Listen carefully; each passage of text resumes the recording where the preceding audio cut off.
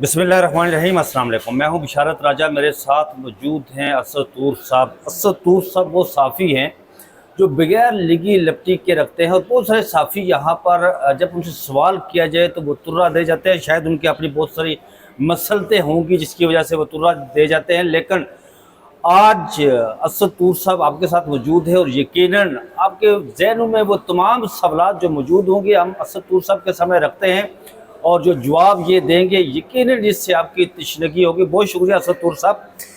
एक तो इस वक्त जो मुल्क के अंदर सियासी सूरत हाल है, पहले ये कहा गया कि सोहेल बड़ाच साहब ने 1-2 घंटे 1-on-1 मुलाकात की, ऊपर तले उन्होंने 3 कॉलम लिखे जिसमें माफ़ी की बात की गई। अभी 2 दिन नहीं गुजरे थे कि एक तो आपके और मेरे दोस्त, आपके ज़्यादा दोस्त हसन अयूब साहब, उन्होंने ट्वीट किया, फिर फैसल वाउडा साहब ने कहा कि किसी से कोई 1-on-1 मुलाकात नहीं हुई और ना माफ़ी तलाफ़ी की कोई बात की गई है, और फिर उन्होंने रगड़ा देने का भी कहा गया, सबको रगड़ा देंगे हम, किसी को नहीं छोड़ेंगे। नदीम मलिक साहब ने उनसे पूछा कि जनरल बाजवा को नवाज शरीफ साहब ने जो कहा था गुजरावाला में कि जनरल बाजवा तुम्हें हिसाब देना पड़ेगा। फिर ये पूछा था नदीम मलिक साहब ने उनसे ये भी कि जरदारी ने ईंट से ईंट बुझाने की दावा के बारे में कहा था, उनको भी तो उन्होंने कहा कि किसी को नहीं छोड़ेंगे। ये सारा क्या चल रहा है? देखिए, ये जो अब तरदीदें करवाई जा रही हैं, बात यह है कि ये पहले एक पत्थर फेंक के चेक किया गया पानी में कि किस तरह का इर्ताश पैदा होता है, और फिर जब देखा कि जो अपने ही लाए हुए हैं वो घबरा गए हैं तो फिर परेशानी हुई, और फिर उसके बाद अब तरदीदें करवाई जा रही हैं। क्योंकि इस तमाम आर्टिकल से ये पिछले कुछ अर्से में सोहेल वड़ाई साहब ने जो कुछ लिखा था, जिसमें उन्होंने कहा था कि एस्टेब्लिशमेंट 2 धड़ों में बच चुकी है। एक धड़ा कहता है कि हम ये बदबूदार लाशें क्यों उठाएं, और दूसरा कहता है कि नहीं चलने दें, ये ना हो कि इनको निकालने के चक्कर में बिल्कुल सिस्टम हाथ से निकल जाए।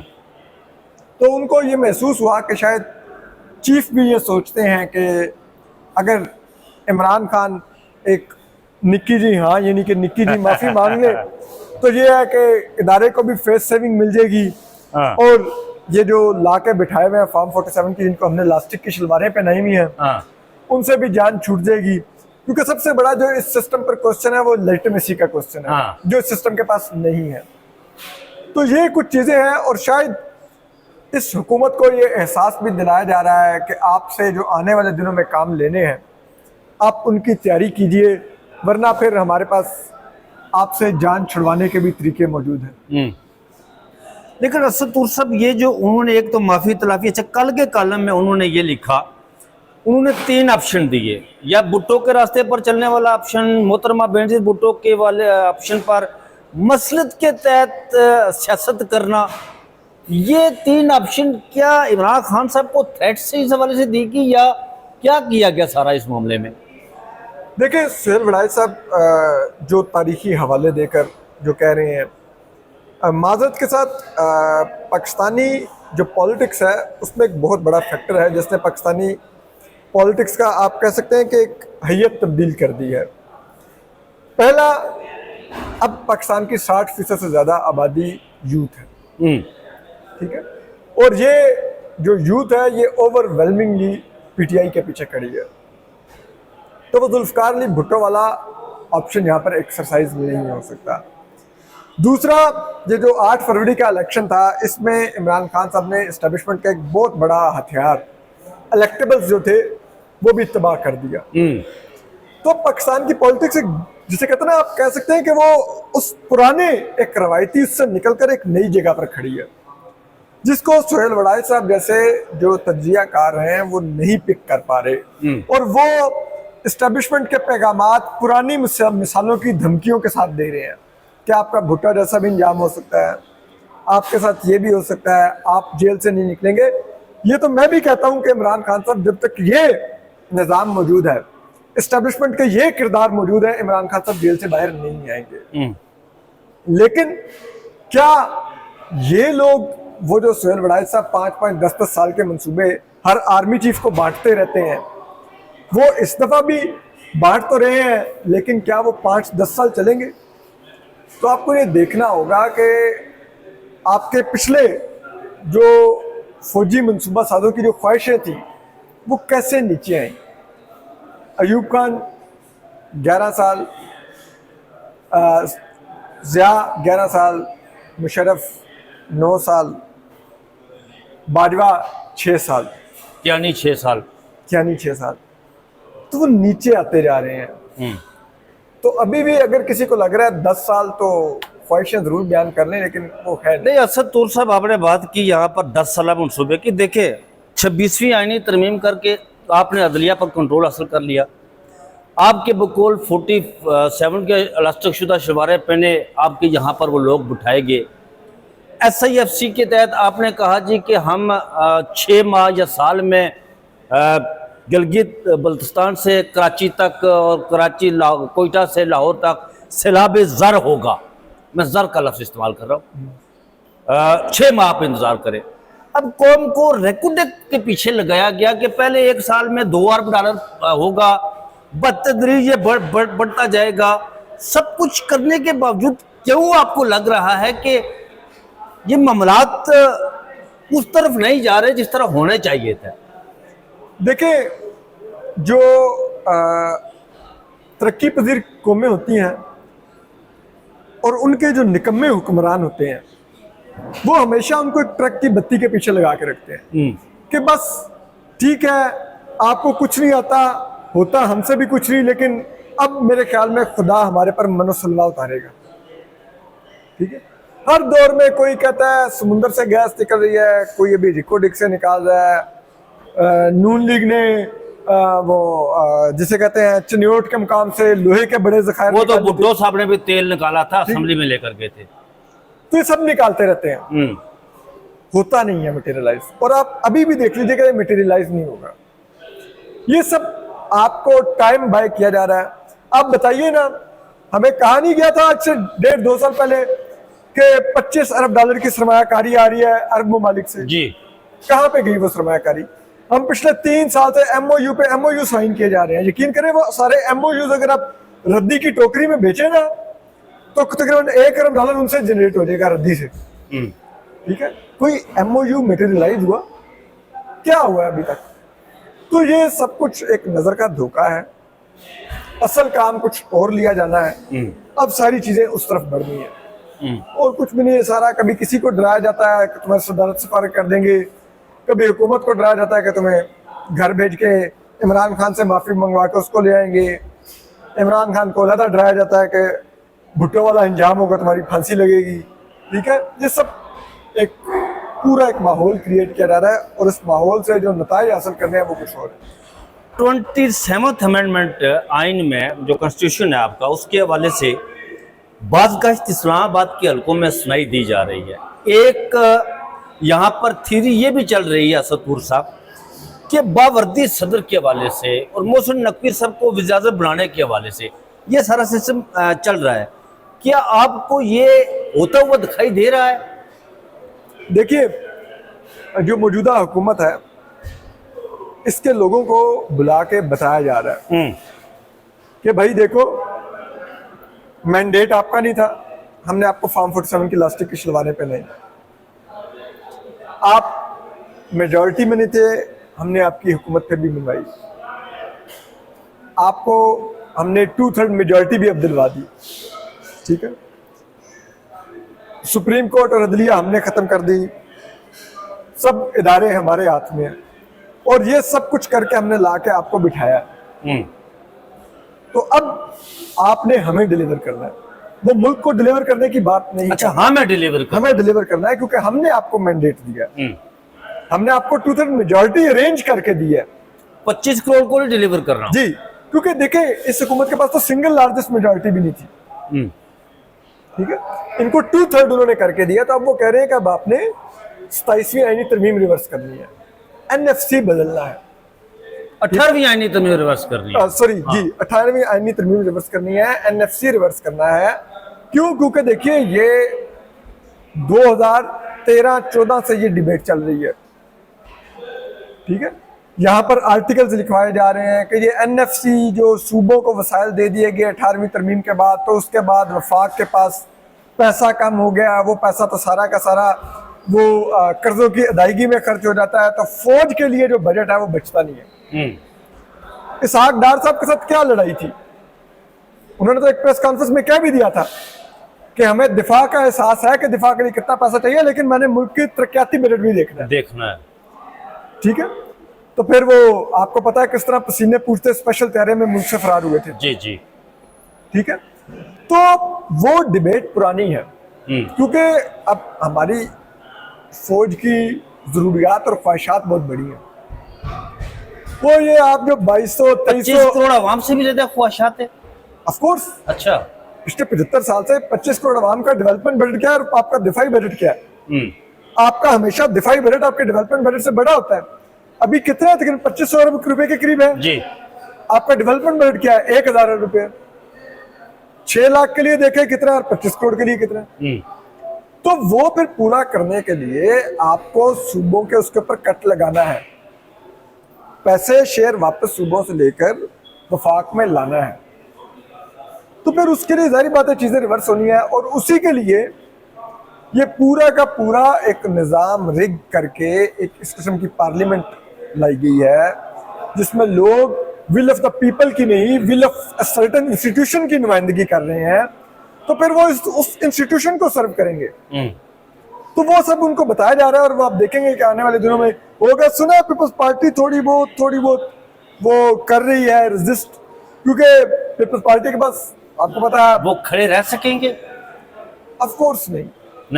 वो जिस मतलब किस्म की उनको आंखें दिखाई जा रही हैं, जिस तरह फैसल वाउडा ने कहा कि रात को कि कल गुजरे रोज नून लीग लेट कर उन्होंने वोट दिया था बाजवा को मुद्दत मुलाजमत की तोसीब में। आपको याद होगा कि मैंने high court, Islamabad high court में उस वक्त मोहतरमा मरियम नवाज साहिबा, आप भी उनके साथ खड़े थे, वो आइन की बात करते थे, मैं भी उनके साथ खड़ा था उस वक्त, और हम पर बड़ी तनकीद हुआ करती थी, हमें टाउट कहते होते थे लोग उस वक्त सारे, ये पीटीआई वाले लोग टाउट कहते होते थे। मैंने हाई कोर्ट के अंदर उनसे पूछा था मोहतरमा मरियम नवाज साहिबा से कि आपने बाजवा की मुद्दत मुलाजमत के तोसी के वक़्त बावजूद होकर हाथ बांध कर वोट दिए, तो उन्होंने कहा था मेरा उस नून लीग से कोई ताल्लुक नहीं था, मैं उस नून लीग से है ही नहीं थी, और उन्होंने कहा मैं इस गुनाह में शरीक, हाँ इस गुनाह में शरीक नहीं थी। तो फिर ये जो फैसल वाउडा कह रहा है ये क्या? अच्छा, इसके साथ एक और सवाल, नुसरत जावेद साहब ने ये कहा जी कि जब रात को दरवाजे खुले अडयाला जेल के, तो मरियम नवाज को बड़ी तकलीफ हुई इस हवाले से, और अभी कुछ स्पेस अगर मिल रही थी इमरान खान को, तो इस हुकूमत ने और ये जो सेटअप है इन्होंने बड़ा बुरा मनाया कि भाई ये क्यों? क्योंकि देखिए, एक तो नून लीग ने उस वक्त भी जो वोट दिया था जनरल बाजवा को, अगर आपको याद हो तो मियां नवाज शरीफ साहब ने लंदन में सबसे कुरान पर हल्फ लिया था जी कि आप लोग बाहर जाके बताएंगे नहीं और पार्लियामेंट में जाके वोट देंगे। तो कैसे नून लीग ने वोट दिया था? मियां नवाज शरीफ साहब की अप्रूवल से वोट दिया था नून लीग ने। और अब भी जो नून लीग कहते हैं कि मियां नवाज शरीफ एक ऐसा प्राइम मिनिस्टर है एक ऐसा जो एक्सटेंशन नहीं देता, 2019 में एक्सटेंशन को वोट दिया और मौजूदा आर्मी चीफ को ऑलरेडी एक्सटेंशन दे चुके हैं, 3 साल से 5 साल उनका होता है जी। ठीक, तो वो तो ये नवंबर की बातें फिर क्यों चल रही हैं? ये वैसे ही है, इनकी कोई हैसियत नहीं है। हाँ, अब नवंबर 2027 में बात होनी है, और वो भी हमें पता नून लीग की उस वक्त क्या हैसियत होगी।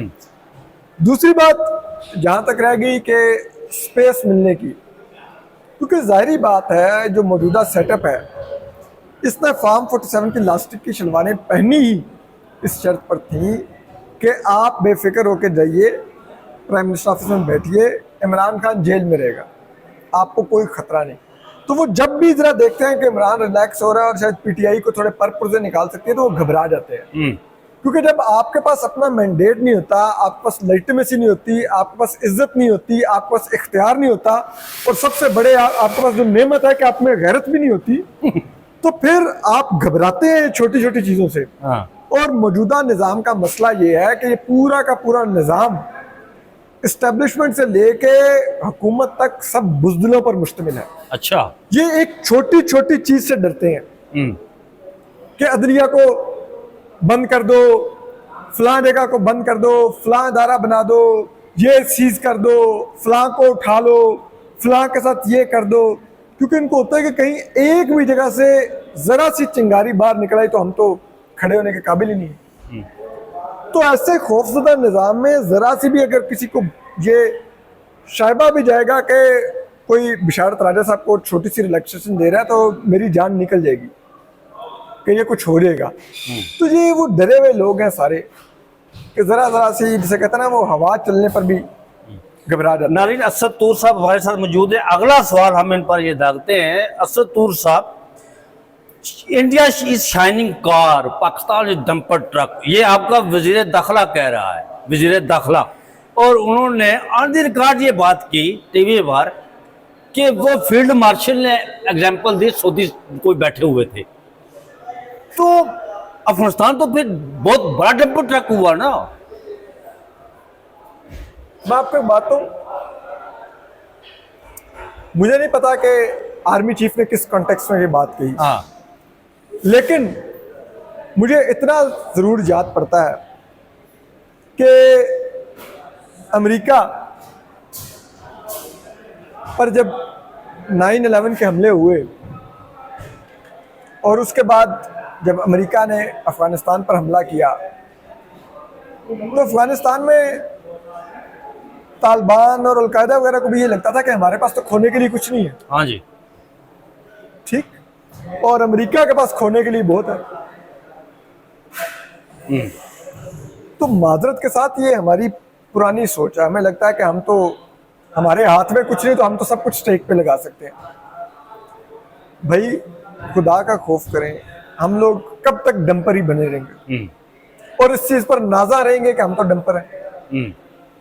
ठीक है, इंडिया आगे निकल गया, वो दुनिया की आज बड़ी मईशतों में से एक है, 5वें नंबर पर मैं G7 में वो अब मेंबर है उसके, दुनिया के तमाम बड़े फौजी इत्तेहादों का। नहीं, आप भी अगले 10 सालों में बहुत बड़ी दुनिया को करेंगे, जो क्या- प्लान दिया है सोहेल बड़ाच साहब ने। किस बुनियाद पर आप करेंगे? बाय द वे आप कोई बहुत बड़े, आप कोई आईटी के एक्सपर्ट्स दुनिया में भेज रहे हैं, क्या कर रहे हैं? कोई बंगलोर आईटी सिटी जैसा आपने कोई आप बनाया यहाँ, हब बनाया यहाँ पर, ठीक है, या आपके मुल्क में कोई वर्ल्ड क्लास के इंजीनियर्स पैदा हो रहे हैं, ठीक है, या आपके मुल्क की एक्सपोर्ट्स 80 अरब से 100 अरब डॉलर तक पहुंच गई हैं, क्या आपके ज़र मुबादला के ज़खायर कुछ 400 अरब डॉलर क्रॉस कर गए हैं? क्या है आप जो आप पहुंचेंगे, जिसे कहते हैं ना दुनिया के तरक्की याफ्ता मुल्कों को फिर इसमें जाकर हैं। आप यूरोप के छोटे से छोटे मुल्क का जीडीपी निकाल लें, वो पाकिस्तान से कई गुना बड़ा है, स्वीडन का, ठीक है। आप उनके आप एक एक डॉलर के लिए IMF के आगे नाक की लकीरें निकालते हैं। 10 साल में आप तरक्की याफ्ता मुल्कों को खड़े में, यार छोड़ देना, खुदा का ये रहम करे, कोई मिसाल तो वो दे जो कि कन्विंसिंग हो। ठीक, छोड़ दिया। असद तूर साहब 26वीं आईनी तरमीम लाने के बाद चीफ जस्टिस यहिया खान साहब बनते हैं 3 नंबर से आकर ऊपर, और यहाँ पर केस लगता है इमरान खान साहब का, और तारीख में पहली बार हमने देखा है कि इल्तवा मांग रहे हैं चीफ जस्टिस यहिया खान साहब, क्या मैं इमरान खान साहब के केस में मुझे इल्तवा दिया जाए कि मैं फाइल नहीं पढ़ सका, कल इस केस की समाअत होनी है दोबारा 10:30 बजे तक।